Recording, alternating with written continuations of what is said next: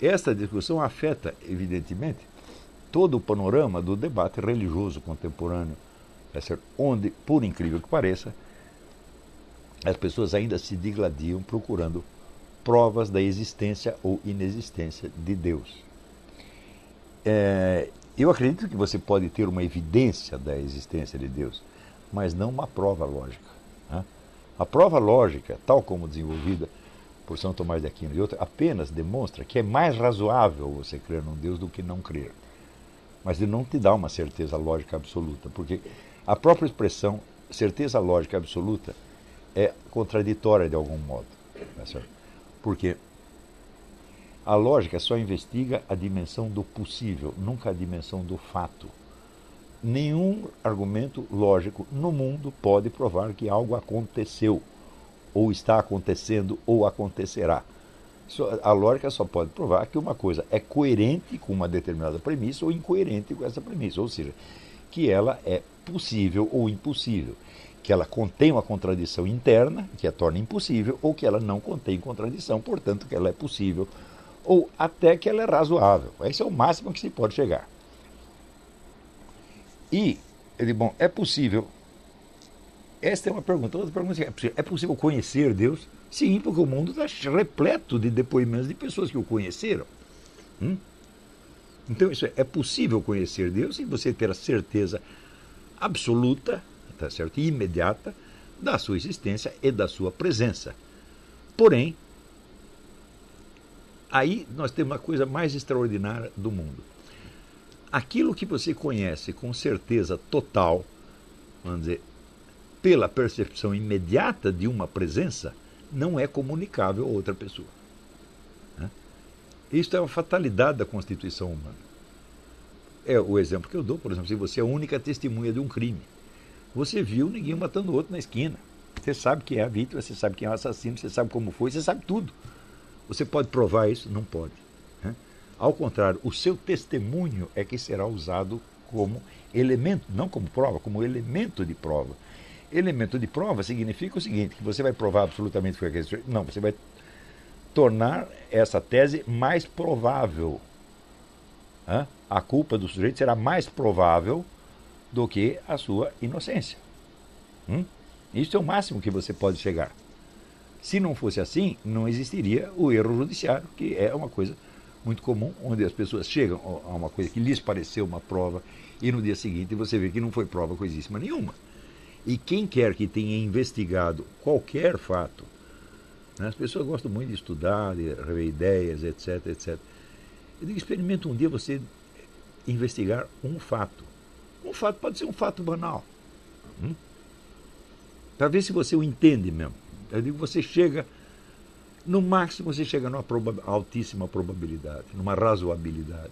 Uma certeza absoluta é quase impossível. Existe certeza absoluta do ponto de vista puramente lógico-formal, que diz respeito apenas a possibilidades. Por exemplo, pode existir um quadrado com menos de 4 lados? Não pode, porque isso contradiz a própria definição de quadrado. Então isso é impossível. Tá certo? Mas que quadrado é este? É apenas um quadrado possível. É um quadrado universal, é uma ideia universal de quadrado. Muito bem, quando as pessoas colocam o problema da existência e inexistência de Deus, digo, você colocar esse problema no plano dos argumentos é você fazer buraco na água. Por quê? Porque Deus não é um universal abstrato, Deus é uma pessoa. E você não pode chegar a uma prova universal abstrata da existência de uma pessoa. Uma pessoa só se conhece por experiência. Você mesmo, por exemplo, você pode provar só por argumentos a existência da sua mãe, da sua avó, da sua tia, da sua namorada, ou a sua mesma. Você não pode. Só tem um jeito, você tem que se mostrar e dizer, olha, eu existo, eu estou aqui. Tá certo? Se bem que a minha conta no Google foi suspensa porque dizem que eu estava me fazendo passar pelo Olavo de Carvalho. E até hoje eu não consegui provar que eu sou eu mesmo. Então, você vê, se Deus é uma pessoa, quer dizer, é uma individualidade de alcance universal, mas ainda assim uma individualidade de uma pessoa que usa a palavra eu, usa o pronome eu. Na verdade, ele é o único que usa esse termo eu com pleno direito. Porque em Deus tudo é personalizado, não há nada nele que não seja ele. Agora, em nós, cada um de nós, existe uma série de elementos que não são nós. A nossa hereditariedade, que a gente desconhece, não sabe que elementos estão lá, tem cobras e lagartos lá dentro, você não sabe. As influências de fora que foram se impregnando e que você não lembra mais de onde vieram, tudo isso não é você. Tanto que eu, na verdade, eu não acredito na existência do inconsciente pessoal. Eu digo, se é um inconsciente, não é pessoal. Esses são elementos estranhos que estão impregnados e que me afetam de alguma maneira, mas que eu não posso dizer que sou eu. Então, agora, isso quer dizer que nós somos eus, assim, por delegação, por empréstimo. Nós somos eu em potência. Ou seja, ao longo do tempo nós vamos nos personalizando, nós vamos pegando os elementos estranhos que estão em nós e nós vamos trabalhando e personalizando. Uns nós cortamos, outros nós transformamos, tá certo? Outros nós simplesmente desprezamos porque não tem importância. E no fim você vai personalizando o seu eu. E aí quando você está lá pelos 70, 80 anos, daí você começa a saber mais ou menos quem é o tal do eu. Se chegar a isso. Mas, quando Deus diz, eu sou aquele que eu sou, Ele está querendo dizer o seguinte, que nele tudo é eu. Não há um elemento estranho, tá certo? Não há um elemento externo, tá certo? E o próprio apóstolo São Paulo, ele diz, nele vivemos, nos movemos e somos. Ou seja, não há nada que não esteja em Deus, de algum modo. Isso não quer dizer o panteísmo, de que Deus é o universo. Não, Deus é esse universo, mas quantos universos ele queira criar? Tá certo? Ele mesmo já disse que vai criar outro, não disse? Então, quer dizer, Deus não pode ser esse universo, ele transcende o universo. Então, mas ao mesmo tempo, tudo o que é, vamos dizer, neste mundo que nós dizemos que não é Deus, nós queremos dizer que não é Deus inteiro. Mas aquilo está em Deus, não há outro lugar onde possa estar. Por isso que diz o apóstolo que nele nós vivemos. Nós vivemos, o planeta Terra existe e os galáxias inteiras existem em Deus, como possibilidades internas do próprio Deus. Internas que não se confundem com ele, mas que também não estão fora dele. Nada pode existir fora de Deus. Então, isso quer dizer que Deus é o único que usa a palavra eu com total propriedade. Nele tudo é personalizado. Alguém usa uma imagem muito bonita, ele diz, em Deus o corpo inteiro é um rosto. Ora, nós reconhecemos as pessoas pelo rosto. Se você vê o sujeito pela ponta do dedo, você não vai saber que é ele. Se vê pelas costas, mais ou menos. Isso quer dizer que no nosso corpo, somente algumas partes estão personalizadas, especialmente o rosto, especialmente os olhos.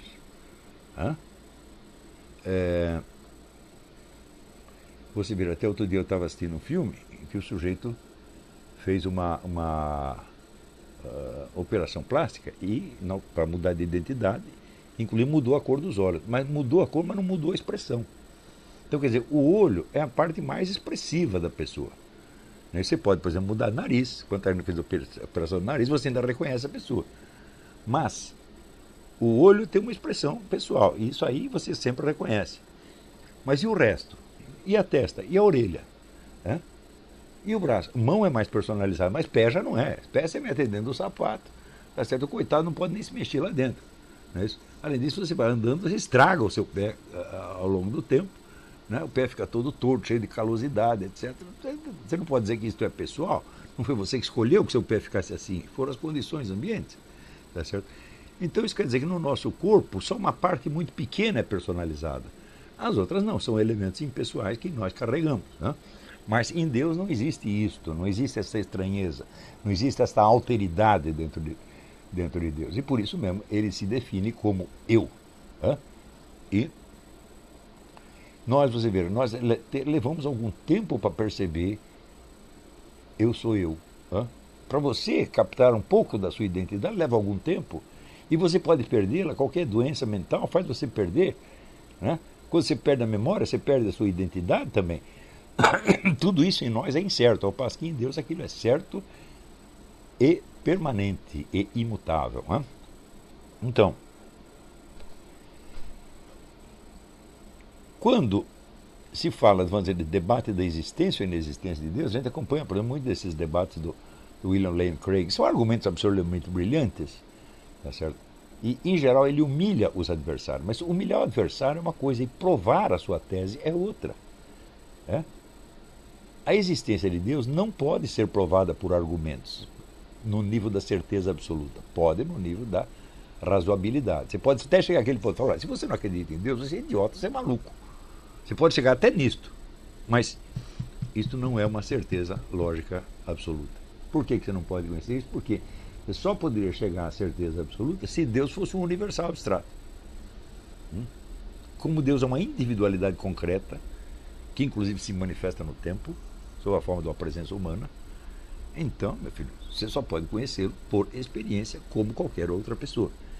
E por isso você verá, vamos dizer que os argumentos pró e contra a existência de Deus são mais ou menos os mesmos há muito tempo. Tá certo? A pessoa torna um pouco mais elegante, um pouco mais sofisticado, mas não muda. Ao passo que o número de experiências de Deus que houve no mundo é ilimitado. Dessas vidas de todos os santos, santos místicos, São João da Cruz, né? Padre Pio de Pietrelcina, São Francisco, tantos e tantos e tantos e tantos e tantos e tantos, tá certo? Que conheceram Deus por presença, pela ação direta de Deus, ação direta e personalizada com que Deus se dirige e fala com uma pessoa, tá certo? Ou introduz modificações na vida daquela pessoa, tá certo? Você vê como são modificações intencionais, tá certo? Então, quando você vê essa ação intencional de Deus, você está vendo a presença dele. É a ação, como você vê, exatamente como você vê a ação de um ser humano. O que caracteriza a ação de um ser humano sobre você? A intencionalidade da ação. Por exemplo, esbarrar em você, um carro pode esbarrar, uma motoca pode esbarrar, um urso pode esbarrar, qualquer coisa pode esbarrar, tá certo? Mas, quer dizer, empurrar você propositadamente para que você caia, só um ser humano pode fazer. Nenhuma fera que te ataque faz isso. Ela simplesmente bate em você. Mas, por exemplo, você jogou o sujeito embaixo do ônibus, isso só um ser humano pode fazer. Então, porque há uma intencionalidade, no caso maligna, mas possui intencionalidade boa também, tá certo? Então, a intencionalidade significa que por trás daquela ação existe uma consciência que é dona de si, que é senhora de seus atos e que livremente, sem a sua influência, decide fazer isto ou aquilo. Não é isso? Com a consciência dos efeitos que pretende desencadear. Tá certo? Então, a ação divina, a mesma coisa. Quer dizer, não são modificações acidentais que possam ser explicadas por fatores impessoais externos. É isso que eu expliquei também na aula, o que é um milagre. Onde você vê um milagre, não é uma coisa estranha que aconteceu. Tá certo? É uma sequência de ações e de acontecimentos que marcam claramente uma intencionalidade. Tá certo? E por isso fazem sentido. E por isso se estabelece ali um diálogo, um encontro. Tá certo? Então, este tipo de conhecimento de Deus é abundante. Não confundam isto com a ideia, esta sim, herética, de que só conhecemos Deus por uma experiência interior, por uma vivência interior ou por um sentimento. Não, isso é herético completamente. A ação divina é uma ação objetiva, externa. É uma ação sobre o mundo físico. Então, quando eu digo só o conhecimento experimental de Deus vale, não é experiência no sentido psicológico, subjetivo, de jeito nenhum. É experiência no sentido objetivo. Não é isso? Então, por exemplo, se você pega aquelas curas todas que Deus operou a pedido do Padre Pio de Pietrelcina, não eram modificações subjetivas. Eu tive uma impressão de que Deus falou comigo. Não. Ou era uma coisa que acontecia mesmo no campo físico, ou não acontecia. Então, existe esta possibilidade do conhecimento de Deus, mas esta possibilidade só tem validade cognitiva para aquele que a experimentou. Ela não é transmissível. Mas acontece que todas as verdades importantes no mundo são assim. As verdades que são totalmente transmissíveis ou são verdades puramente lógicas, ou são verdades científicas parciais, obtidas mediante um recorte, tá certo? e uma série de procedimentos de verificação que são altamente deficientes, altamente falíveis, tá certo? E que se impõem, de certo modo, para uma coletividade até que alguém as desminta. Por exemplo, hoje sabe-se que a possibilidade de você repetir, né, replicar, replicate, como se diz em inglês, uma experiência científica é quase nula. Sempre existe uma diferença, uma interferência qualquer, tá certo? E a segunda experiência nunca é igual à primeira. Então, no máximo, o que uma ciência atinge, qualquer ciência atinge, é apenas probabilidade razoável, né? Sempre. Né?